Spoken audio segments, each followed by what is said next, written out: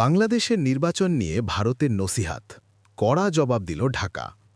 বাংলাদেশের আসন্ন জাতীয় সংসদ নির্বাচনকে কেন্দ্র করে ভারতের বক্তব্যকে অযাচিত নসিহাত বলে আখ্যা দিয়েছেন পররাষ্ট্র উপদেষ্টা মোহাম্মদ তৌহিদ হোসেন। তিনি স্পষ্ট করে বলেছেন, বাংলাদেশ নির্বাচন নিয়ে প্রতিবেশীদের উপদেশ চায় না। বুধবার ১৭ ডিসেম্বর বিকেলে পররাষ্ট্র মন্ত্রণালয়ে সাংবাদিকদের সঙ্গে আলাপকালে তৌহিদ হোসেন বলেন, বাংলাদেশ এখন একটি ভালো, অবাধ ও অংশগ্রহণমূলক নির্বাচনের দিকে এগিয়ে যাচ্ছে। এই মুহূর্তে বাইরের কোনো নসিহাতের প্রয়োজন নেই।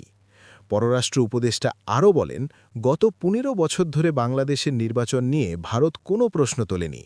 এখন যখন একটি প্রকৃত নির্বাচনের প্রস্তুতি চলছে, তখন হঠাৎ এই নসিহাত কেন, সে প্রশ্ন তোলেন তিনি।